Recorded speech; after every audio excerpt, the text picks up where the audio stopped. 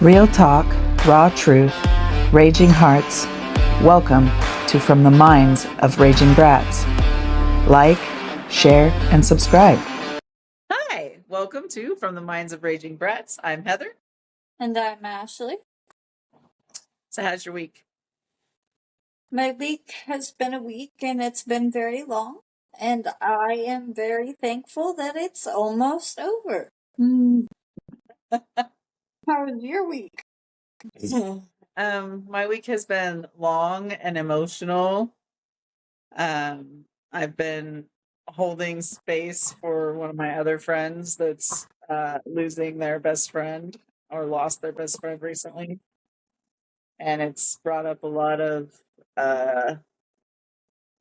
loss in my own life and made me recognize some unhealthy patterns that I was still holding on to or am still holding on to. But I'm going to work on them now that I know.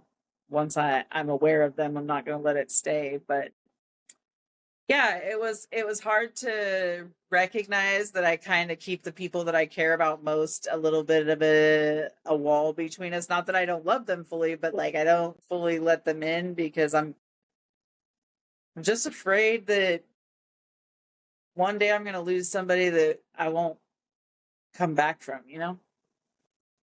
I do very much understand that. I think especially for people that have had a lot of loss, especially where friendships and like chosen relationship goes, it definitely leaves its long lasting marks. Yeah, and my therapist and ChatGPT have told me repeatedly that, you know, the fact that I've lost friends to murder and like family members, like Mount St. Helens eruption, stuff like that, that were sudden, tragic, traumatic losses, that makes it even harder. But like there are times still, and it doesn't happen to me as often nowadays, but there are times still where I will break down completely because I forgot that my childhood lifelong friend that was murdered about 15 years ago. I still forget sometimes.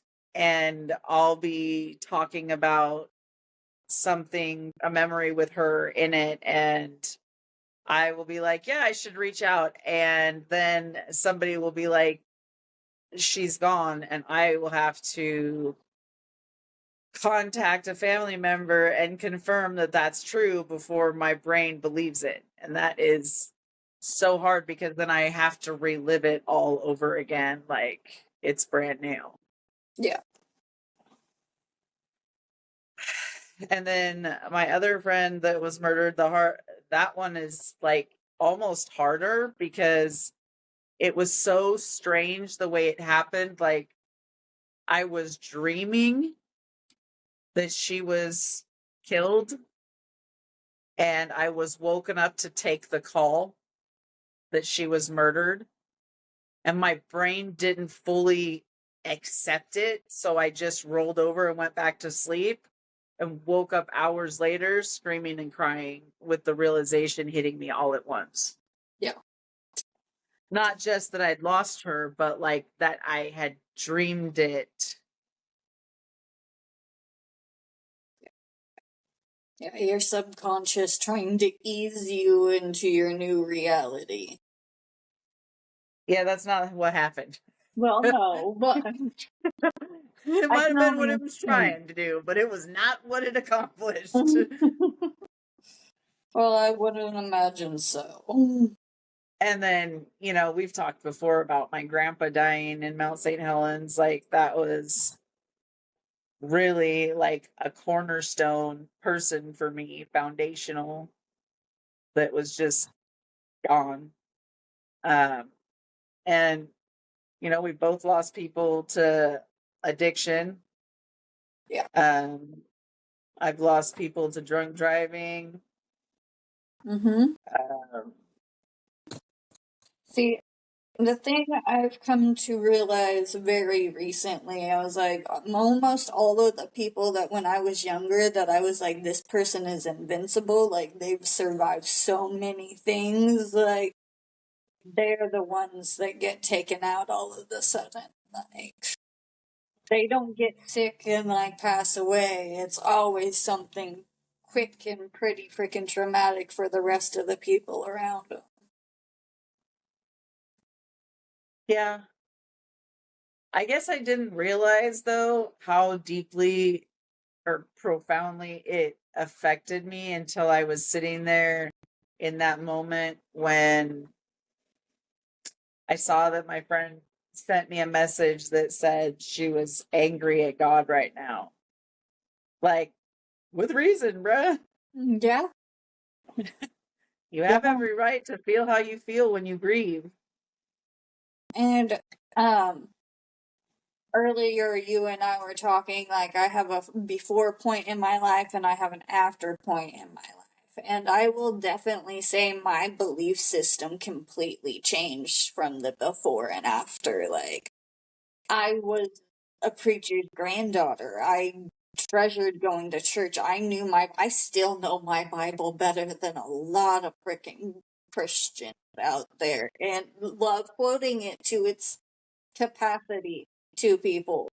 But I do not enjoy the church now. I'm not that person now, and it is because a lot of my thought process had to change when I started losing people for my own sanity. And that's not me putting down anybody else's religion or what you choose to believe, but I had to change things for myself to get by without being angry.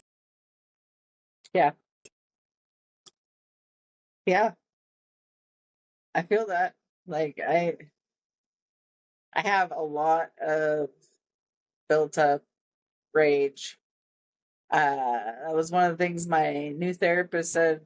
When she checked out the podcast, she said um, that she saw a very hurt person. That I was probably more compassionate than even I realized, and I realize I'm very compassionate. But I was like, but I still have rage, and it's a deep seated rage. Mm. Um, I mean, I also experience love like probably more intensely than a lot of people do, but you can't just be somebody that's like overly compassionate and feels love to that depth and not feel rage to that depth. That's not possible. Yeah. I mean, you can lie to yourself and tell yourself you never have those emotions, but I mean, it's a lie. I am. Like, and for me, like, I used to think I only felt rage. It took me a very long time and a lot of therapy and a lot of shadow work to be like, you don't get to hate and simmer and seethe this way if at one point you didn't care about them just as fiercely. And it's usually pain more than it is anger coming out in those moments, like, or at least it used to be. I've worked through most of the pain, and I'm just like, no, I still get to be angry about these few things. Like, as long as I'm not lashing out or being destructive, and I'm just acknowledging the fact it's there, that's healthier than being like, no, everything's fine. Yeah, that unfortunately doesn't work for us anymore. Oh no, that's for me, and I think for a lot of other people that have faced addiction, like that's one of the suck-ins of an addiction. It helps you put that mask on of everything's okay if I'm still smiling, dancing, partying, like hanging out with my friends, and I'm acting like nothing's wrong. Then nothing's wrong. Until you have to get sober, you choose to get sober, and all those problems are still just waiting. Right. Uh, and honestly, dude, when it comes to my anger, like I told her, I feel like the healthier I get, the more rage and anger I feel. Cause like, how dare you? And then we're talking about how I really struggle with people when they lie to me. I'm like, and I know it's not necessarily rational, uh, but the reality is that I'm like, listen here, motherfuckers. Yeah. Well, so she was telling me that we were talking about the foundation, like my issues with people lying to me.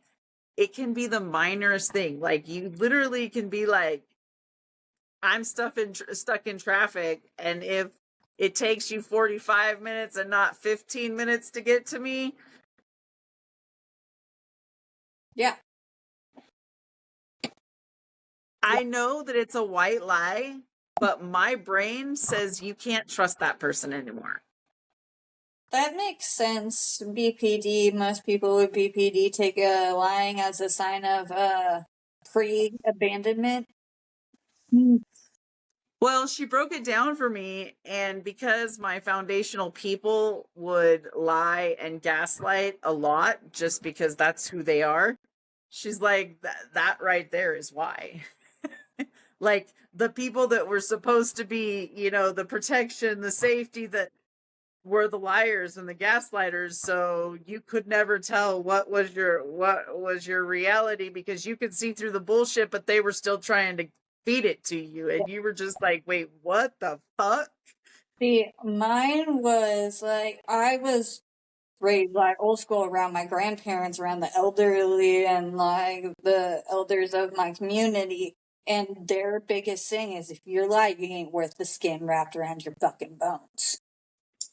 And they were very dead set on that. Like, and then the people that raised me, like especially the women in my family, when somebody would lie to them, like to see how that would eat at their soul. Like it made me very like, I don't give a fuck what you do, but you better tell me the goddamn truth. Even like my kid knows, like there's times he tells me, he's like, I don't want to tell you the truth right now. He's like, I'm going to, but I really don't want to. But it's like a multi-generational thing. Like it might be bad if I know and you tell me like whatever the punishment is, but if you lie to me and I find out, oh, it's going to be a hell on earth. Yeah, I tell my kids that. I grew up with that. Don't lie to me. Don't evade, avoid, don't be there when the question's asked, but don't ever fucking lie to me. Yeah, see, no, my mom's like, don't evade, don't avoid, because that's an omission.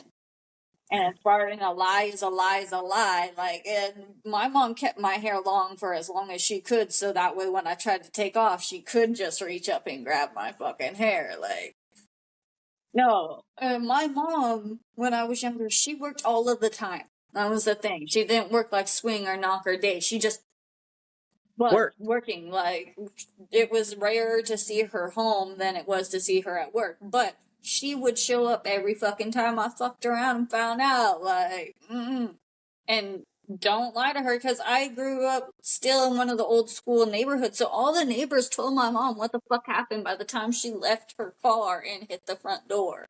There was no sense. And yes, it was bad telling her, but the very few times I lied to her, I'm 30 some odd years old and I do not fucking lie to my mom. I might look at her and be like, no, I ain't telling you because I want to lie to you, so I'm just not gonna say shit. But, I do not lie to my mother. Say when you're raised around gaslighters and manipulators and liars, unless you're asked a direct question, Yeah. it's not a lie to evade or avoid. You were not asked a direct question. Just because I chose to not give you the information that you would need to ask the right question doesn't mean shit. You did not ask the right question. And now that's why I'm so specific in how I mean, I know people are like, why are you so legalistic? was raised with gaslighters, liars, and manipulators. If you don't have the contract to the details with the T's crossed and the I's dotted and every punctuation in its place, they gonna fuck you. Well, that's the really fucked up part. Like, through my family dynamics, like, a lot of people in my family are like that, but for some reason, my mama's real innocent and she wants to believe that everybody cares and everybody loves like she does. And I love that about her because she wants the world to be like that so damn bad. Me But too. at the But same point in time, all the rest of the family taught me, no, you read every single fine print. Like, you listen to every little nuance of what somebody says because they're probably trying to fuck you over. Because if we're trying to fuck you over and we love you, imagine what they're trying to do. well, that's kind of the thing is like I've always had a little bit of that naiveness to me too. Prison took a lot of that out of me, but about people I care about, I tend to believe the best about them. But man, the last couple of years and therapy's gotten real good processing a lot of shit and EMDR and everything. And now I'm like, no. How about I don't? How about I just don't participate? That's not for me. Thanks. Family? What? The blood is thicker than water. You know that whole saying? It's the blood of the covenant is thicker than the water of the womb. Meaning that the people you choose are way more important than the people you're born to. So I'm going to say thank you very much for your participation in this shit show, and I'm going to bow out. Yeah. Yeah. And you know what? There's nothing wrong with that, especially if you tried a lot of times to eventually just be like, you know what? You have your little own fuckfest, okay? Yeah. Yeah, life. I don't know how many times we talk about life being messy, but boy, is life messy. Yeah. I know, it never ceases to amaze me. Like, I'm usually 9.5 times out of 10, I can read a person like no fucking other. Like, don't even have to know them that well. But it's that 0.5% though when they slip by that I'm like, still? Still? Really? I definitely get a little shell shocked when somebody gets through the cracks because I'm like, bro, the only thing I like messy anymore is my kinkiness. Like that's the only thing I like wet and sloppy. Yeah. Yeah. I'm right there with you. But then again, like, I was also talking to somebody recently about this. I was like, remember me just 5 years ago? I was still fucking wild considering how old I was. Like, I was still off the rails doing shit that nobody my age should have been doing, especially people that have kids and are trying to get their life together. But, like, and I was like, but I don't think really all that much has changed, so I don't know why everything. And she's like, you now work in mental health services. Like, you are now the person that people call for advice. You are now the person that the elders in the family call to be like, what the fuck do we do? You think that not that much has changed? And I just had to sit there and be like, I guess a lot has changed. Yeah, that was another thing my therapist said. She was like, I bet you could do my job, your old therapist, and your old therapist before that job. And I was like, no, I couldn't. She was like, well, you might not have the like PhD and stuff, but like you've been through enough therapy and you're self-aware enough and you see you have pattern recognition enough that you could do this job. And I was like, no, I could not. I said, and I'll tell you the same thing I told Ken when he was like, you should do peer support counseling. No, because if you seem like one of the people that I grew up with that triggers the hell out of me, one of two things is happening. Either I don't care about you getting better and I'm going to do everything I can to trigger you into a psychotic break, or I am literally going to probably assault you right there and fire you as a client. Yeah. Yeah, I will say this, like, if you have mental health issues of your own and you choose to go into mental health services of any kind, like, really prepare yourself for that. Because you're gonna be helping, all kinds. Brave little toaster, you can do it. Hey, little toaster wants to jump into a bathtub right now, but yeah. Oh, sorry, that made me laugh way too hard. Turned my whole face like a tomato. Speaking of tomato, I got tomato plants going that are doing good. I got little strawberry plants. I got some cucumber plants in the ground, some corn. I'm doing some stuff and things over here. That's awesome. It's going probably not as fast as I would like. Man, why? What happened? I think it's the cell phone's fault because what happened to patience? Like, I used to garden and it was like, okay, I'm gardening. Like, we know that by the end of the summer, this is when we harvest, Yeah. not tomorrow. And it was no big deal. Like, you didn't even hardly think about it unless it was time to go water or whatever. I swear to God, I planted them last week and I'm like, Well, there is a theory, whether you want to call it a conspiracy theory or not. I think things like this are actually proving it. But the reason that they like push like on TikTok and YouTube things that are always under 2 minutes, and that's what the algorithm likes, it's because they are purposely making our attention span shorter. So that way, in the real world, when things take longer, people get fed up with it and quit faster. I believe that because just when I scroll YouTube nowadays, like if I want to watch something, the first thing I look is how long it is. Yeah. To determine whether I'm going to watch it or not. What not the content, not whether I'm going to like it the best. No, how Yeah. long are you? Yeah, they do that shit on purpose. They purposely make our attention span shorter, especially because it's more like teenagers and stuff that are watching like videos. So that way it's also harder to teach them in school because they ain't gonna pay attention to shit.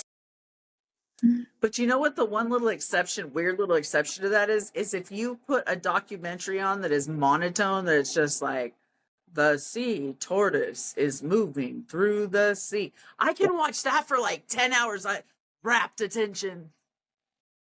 Not me. Not me. Right. It's probably like the depression speaking, but just hearing you speak like that, I was like, nap time. Let's go to bed. I don't know if that's the depression so much as your job fucking with your whole sleeping schedule. That could be because fuck, I love sleeping a whole new way lately. It does. That's why I tell you some days when I have my bad insomnia for like a week, and then you're like, what do you mean you're sleeping till like 4 p.m? I'm like, you don't understand, bro. I haven't slept all week. My body is like, I don't want to wake up for 3 days straight. 4 p.m. was an early wake up. Right? Like, I went to bed because I had to pee. Meanwhile, you're like, bitch, I was hung over and I'm already up. I've gone to the store. I've walked around the town. Can you wake up now? Please? On the other hand, me, when you finally are sleeping in, I wake up early. I'm just like puttering around the house, getting myself ready, just doing. You're snoring away. I don't care. Yeah. Luckily for me, it was your kid that woke you up last time. Yeah. Yes, he's I getting tend to better not at do that. that. Huh? He's getting better at that. Well, in all fairness, he wanted to come home. He was like, what? Why haven't you got a hold of me yet? I need you. It's my day. Actually, it was his day before that. He's like, I need to come home and sleep in my bed. Oh yeah, that is a big part of it. Oh yeah, I know. I feel that when I have the granddaughters over and I sleep out on the couch so that they can have the little couch and I have the big couch. when they go home, the first thing I do, even if I've got shit to do, I come in and lay on my bed for like 10 minutes and just lay there. Like, missed you. Right? I'll be back. I I'm promise. coming back tonight. Even when I come back from your house, I'm like, I walk in, I set my shit down, and I just kind of lay on my bed for a minute. Missed you, buddy. I didn't abandon you. Right? My longest term relationship. Hey, a supportive relationship. You ain't lying.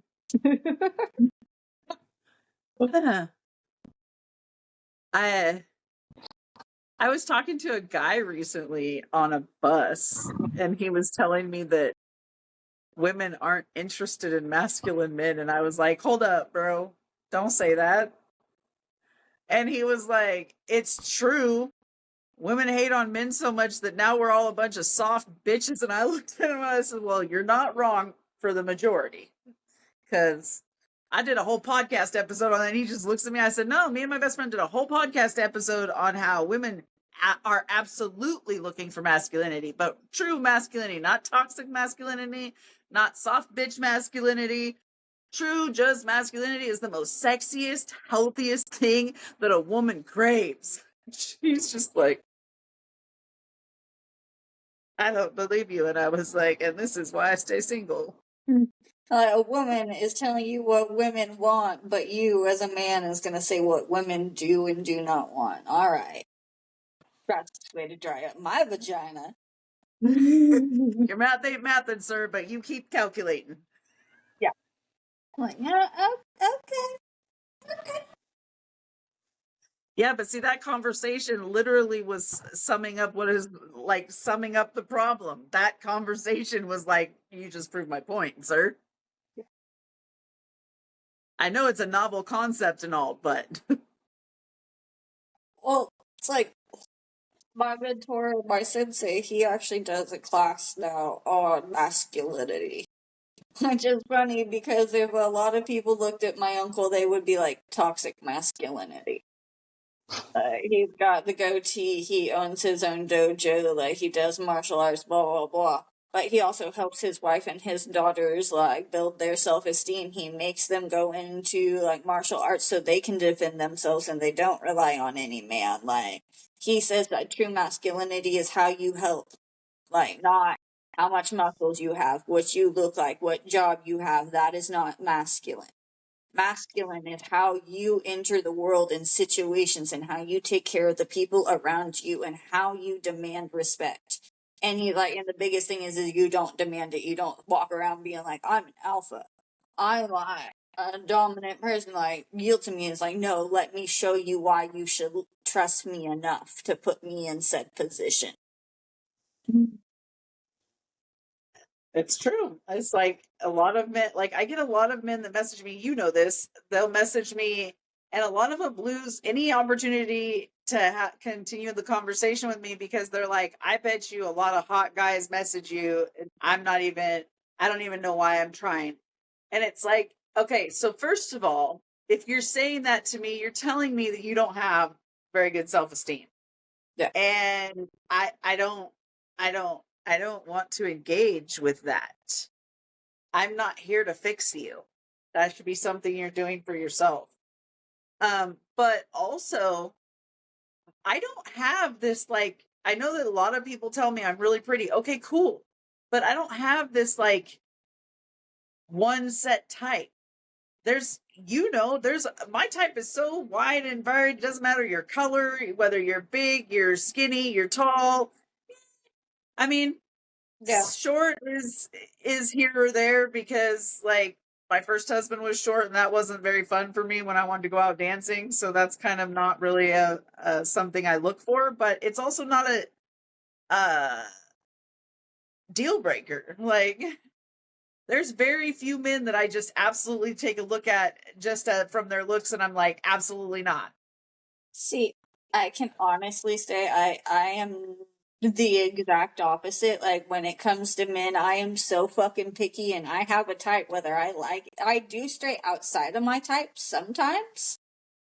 But But I have a very specific type, and I'm very fucking picky. Like, I can look at somebody and be like, "You're never gonna touch me." As far I as mean, men go, women, it's different. Like, women are gorgeous. I ain't got a type for women. Women are women. I love women. okay, so I do have a type for women. When I'm into a woman, it's either a butch woman, like very masculine woman, or very traditionally blonde, skinny, Barbie-esque. I Yeah. know that's petty of me, but I am way more picky when it comes to women. But here's the thing: what attracts me to a person is not their looks; Yeah. it's their personality. That's what I want to get to know. And if you can't carry a conversation with me, and most of these men that are asking me these stupid questions, the heaviest conversation they're sending me is, "How are you? What are you doing? Hi." Oh yeah. See, it's all like, especially off websites, I'll go off looks first, but then if they also can't hold a conversation, I'm like, no. Like, intelligence to me is like damn near pornographic. Like, I study medical textbooks in my free time. I work in mental health. I have a lot of my own experiences. Like, please be able to teach me something or be willing to learn something with me. Like, I have to see that your brain works. I think that's why I tend to be drawn to firefighters a lot, because the personality that tends to be needed to be a the wildland firefighters specifically, is a dominant personality that thinks quickly on their feet, is intelligent, independent, but can work well with teams when needed. Like, those are qualities that I have myself that I am drawn to. So I think that's why I've ended up dating a lot of wildland firefighters throughout, because but then on the flip side, they're like, wait, but you don't really care that I'm going to be gone for like 8 months out of the year. And I'm like, because I'm independent, I'm doing my own thing. If you're here, great. I love it. But as long as you're not too much, because that's overwhelming. But like, being gone actually helps our relationship. Yeah. Yeah, my mom was always happiest when my dad was on the truck. And she loved it when he was home, but because my mom had been independent and had ran her own life, and mine and my grandmother's for so long, like, yes, like, please be gone for 2 to 3 weeks out of the fucking month and leave my house to my house until you come home. Now, like, let's Because then play we're gonna house, like, I love you, and then get the fuck back out on the road. shoot fly, you bother me in the best ways, but you bothered me. Go away now. Yeah. And you've seen me. I can live with people. It's not that I can't. But I have been independent for so long. If our personalities don't mix, then no. No, we can't have a long-term relationship unless you are gone most of the damn time. Yeah. And honestly, for me, what a lot of them, the reason they haven't worked out is because those are guys that are looking to manipulate and gaslight and lie and have multiple people and be doing fuckery. And that's why they're looking for women that are comfortable with independence. But then at the end of the day, they're also, a lot of them are super jealous and possessive, and then they want to know your every move. Well, I'm independent, so fuck right off. You ain't my daddy, bitch, even if you're my daddy. I may call you daddy when the lights go out, but bitch, you ain't my daddy. Yeah. And guess what? I didn't listen to him.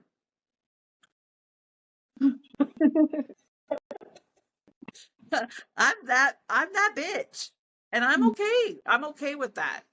Because like, it's like I put out the other day, because so many guys ask me why I get so excited over blue skies and clouds and pretty rivers and lakes and the trees and the birds, and because I experience joy in life. Don't you? Right? I know that the little things are what add up to the big things, and memories are the only currency in life that people can't take from you. Very true. So why does that seem weird to everybody but me? Because most people are just living in the moment so much that they don't realize that eventually this will all just be a memory if you're lucky. I don't know. I think I'm living in the moment, being present for to actually experience those things. And I think you're maybe the opposite when you're not enjoying all the little details of life. Because, I mean, it's like being a parent that's present in the home, but never present in the child's life. And then the child grows up and, like, from the Cat Stevens song, uh, Yeah. Cats in the Cradle. Yeah, his dad was always gone, always gone. And then when he grew up and he wanted to spend time with his son was like, I'm busy. Yeah. Like, I'm giving you what you gave. No, that is life. It's why I try to specifically spend time with Bear a couple times a week, just doing stupid shit, like watching TV, movies that we both like, or going to the theater, or going down and watching him at the skate park. It isn't my cup of tea, but it's something that he enjoys. So spending that time and watching him do it is just a bonding experience. It's just being present in his life because he's about to be 18 and then his journey is his. I mean, yes, I'll still be a part of it, but like it won't be my responsibility anymore. Yeah. Yeah. Then it's his time to figure out things and figure out what he wants for himself. And life is changing swiftly right now. Like so many moving parts. It feels like I know a lot of times I look around and it feels like nothing's moved, but there's so many moving parts and it's moving so fast right now that I'm like, I'm focused on being as present and I can in each moment because I don't know where the future is going to lead. I'm excited. I feel this like intense excitement in my stomach about the future, but I don't know where it's going to lead. Yeah.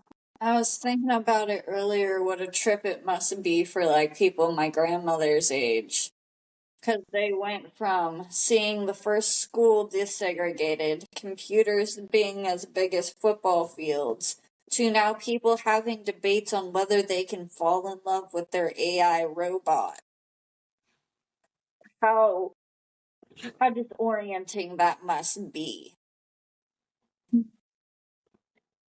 Yeah, a lot of them don't understand it and they don't try. They're like, that's just too much for my brain to compute and I don't have enough life left to live to worry about it. Yeah. Can't say Honestly, I'm sure that's where I'll be at their age. There'll be fucking people flying through the fucking room instead, or transporting by thought to another fucking state, and I'll be like, somebody give me Tylenol. I need to go to bed. No. You kids can transport. I'll take the car.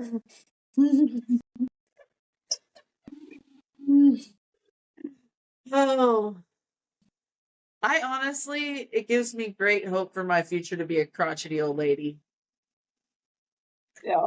Sitting on our homestead with a rifle on my fucking lap, daring somebody to come on my property and try to take me to a home. Yeah. I worked in too many of those. You ain't fucking taking me. It's gonna be like, you're a felon. You can't have that. I have a felony. I don't remember that. Are you sure? No. That didn't All I happen. know is 1, 2. You know what happens when they get to 3, right?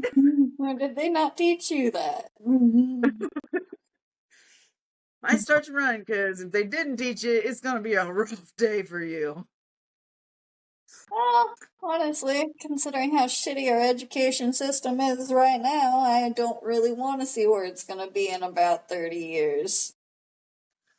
Well, and if they're lucky, my kids will have swapped out all my buckshot for bird shot, and then it'll just be some peppering in their asses instead of damage.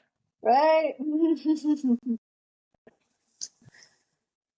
But I think that this week, we didn't really have a plan for this week. This week was just a catch up sesh, and it's Mother's Day. So we're both mothers, and work on Mother's Day isn't always fun.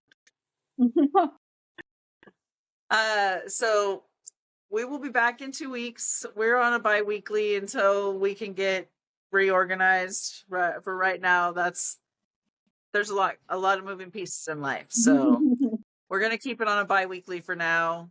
And we love you guys. Thank you for understanding. And until next time, remember, rage responsibly. We're also available on Spotify. We said what we said, and we're just getting started. Thanks for listening. Now go rage responsibly. Don't forget to like, share, and subscribe.